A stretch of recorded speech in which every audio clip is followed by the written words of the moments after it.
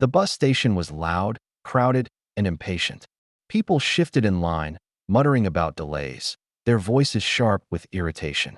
In the middle of it all stood a young woman with trembling hands wrapped around the strap of her worn backpack. She had done nothing wrong, yet the security guard insisted on a search. When the zipper was pulled open and the contents spilled across the table, the crowd leaned in, hungry for gossip. They expected contraband. They expected shame. Instead, something else slid into the light, a neatly folded military uniform, its insignia gleaming faintly under the harsh fluorescent lamps.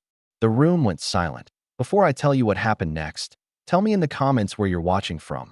I love knowing who's listening. Her name was Claire. To most strangers, she looked ordinary, tired eyes, plain clothes, the weight of someone who carried more than her years should allow. But the uniform told another story. It told of nights under foreign skies, of sweat, sacrifice, and a bond stronger than blood. It was her brother's, the last thing she had left. Of him. As the guard's hand froze above the fabric, Claire's breath caught. She wanted to explain, to protect the memory folded inside those threads. But no words came. Whispers moved through the line like a tide. Is she a soldier? Is it hers? Why does she carry it like that? Some eyes softened, others narrowed. And Claire felt every one of them pressing down on her. She remembered the day he handed it to her, the last day she saw him alive. Keep this safe, he had said, voice steady even though his eyes betrayed the storm inside. She thought she'd see him again. She thought the uniform would return to his shoulders. She was wrong. Now, in front of strangers, his memory lay exposed. The guard cleared his throat, suddenly uneasy. You can put it back, he muttered, but it was too late. The moment had already carved itself into everyone's chest. A woman in the back stepped forward, tears brimming in her eyes. My son wore one just like that, she whispered. Claire's heart twisted. She hadn't wanted pity. She hadn't wanted spectacle. Yet the murmurs grew into something else, a quiet reverence. Men straightened their postures. Young boys stared as if seeing a hero for the first time.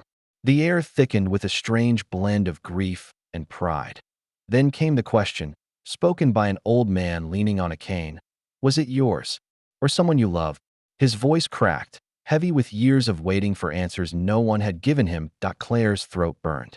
She wanted to stay silent, to guard her brother's story like a locked chest. But the truth pressed harder.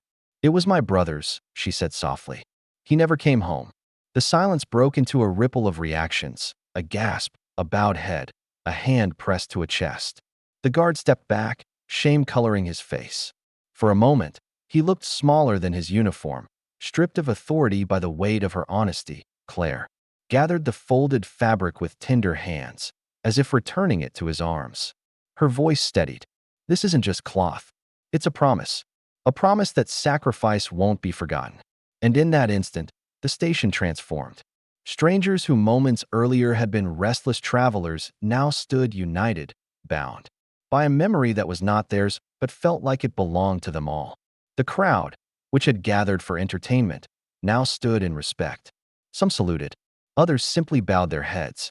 Even the guard lowered his gaze, his lips trembling with words he couldn't form, because kindness doesn't vanish. It waits, and it finds its way back. The bag zipped shut, but the silence remained.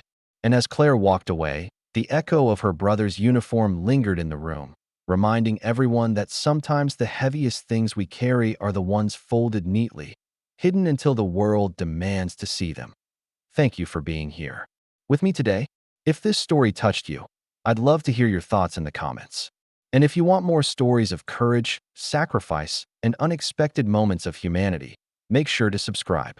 Stories like these deserve to be remembered, and together, we'll keep them alive.